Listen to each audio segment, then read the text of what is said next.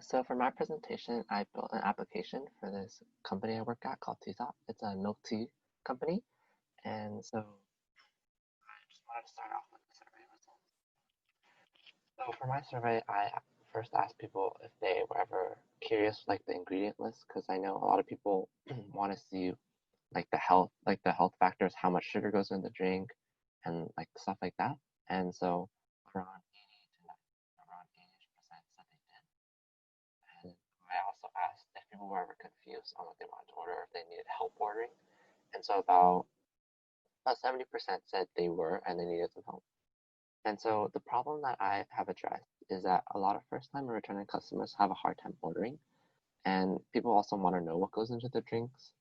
And so we have menus at the store, but we don't have it like online or anywhere that's really accessible for people.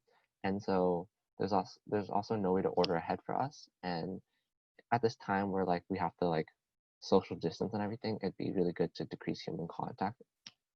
And so the solution was to create this app with so the menu has the ingredient list for every single item. And there's also a description for each individual ingredients because we have 7 different types of teas. And oftentimes people don't know the difference because like we have like green tea, but then we have like separate types of green tea. And so it just like describes that. And then so I another part to help this would also be a system to order ahead as well as a loyalty program. And so the Teatop application is designed for a milk tea franchise in the US and in Taiwan. They originally started in Taiwan and moved over to the US. And so this app will help increase the efficiency, customer satisfaction, and profits.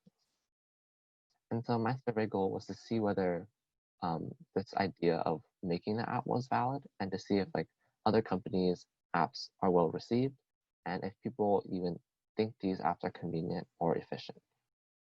So my first goal was answered by the first two questions, and then this question, how often do you use apps for certain stores to look at the menu or order ahead? Roughly around 80 to 80-ish% said they did, always, sometimes, or rarely did do that. And so people also agree, or all but 7% that the apps were efficient or like very efficient. So that's really good because people think that these apps are just beneficial for them. And lastly, 78.1% wish that all stores have these apps. And so that proves that these apps are wanted by customers. And so here's my per chart, first of all. So it's just very straightforward, very linear, because I'm the only one in my group. So I just did everything myself, just went through with 2 rounds of testing and improvement. And yeah, so here's my Gantt chart. So the technical research and the actual design actually took me a while because I've never designed an app before. So it took a lot longer than I expected. But the testing and improvements were also pushed back a couple days, but I still was able to finish everything. I gave myself a lot of room at the end so that even if I did go, even if I was behind the plan, I'd be able to catch up at the end and complete everything.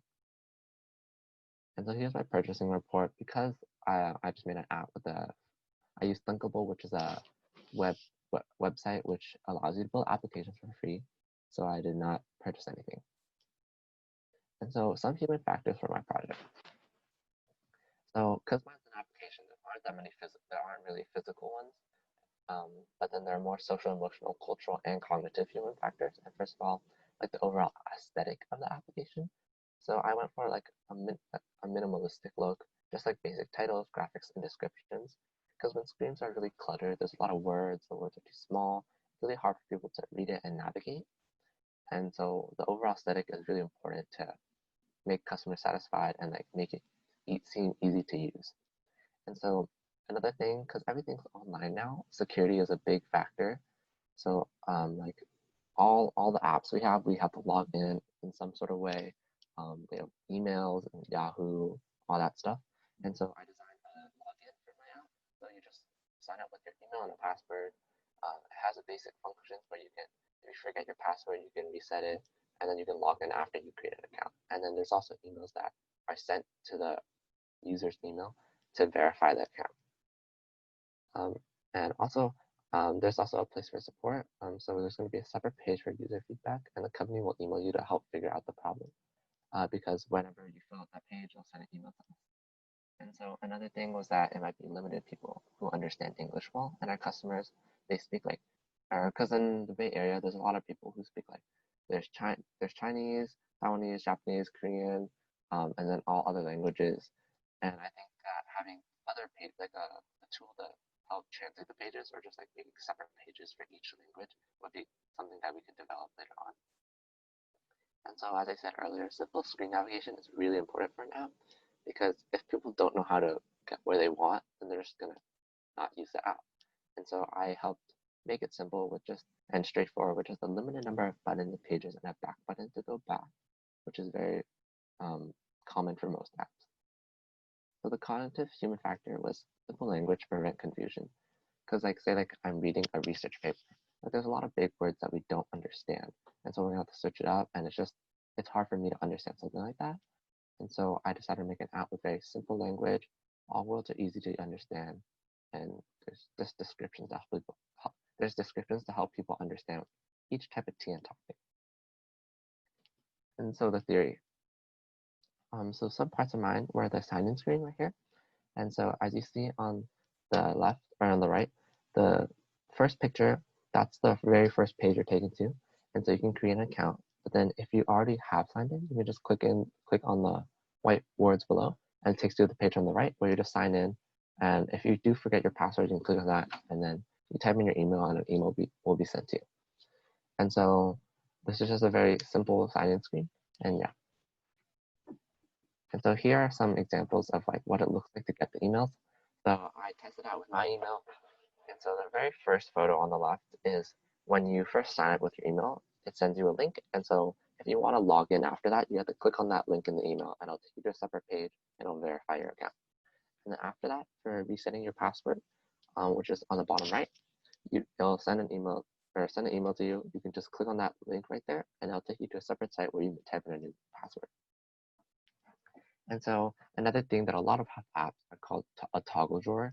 So when you click on a button, it'll show you like separate pages that you can be taken to. And so that's what it looks like on my app on the right. And then so this block of code right here is because there's on my homepage there's a button, and you click it, it'll show you this page will slide over it, and that's just how the toggle drawer works. And so I use a data viewer grid, and so basically it helps display each item as like in a grid. And so when you click on one item, due to the block if you see the block on the top right, so right here.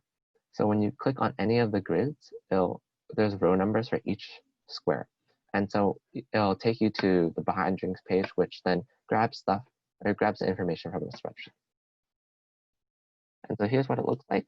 So the middle, the phone on the right, that's what it looks like. And so when you click on each number, it takes you to the page on the left. And then so it just shows your ingredients list. And how that works is that there's a spreadsheet on the very right. And so there's a name, attachment, and notes.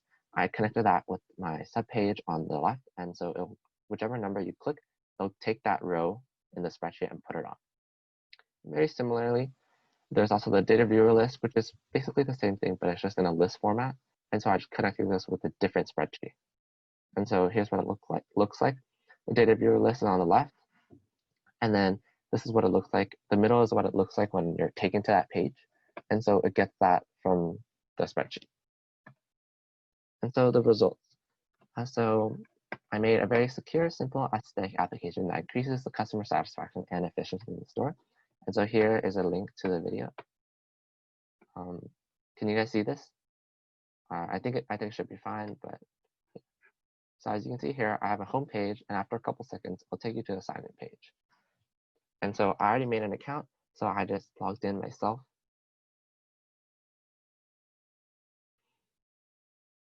Okay. And then after that, when you sign in, it'll take you to the menu. Here's a toggle drawer.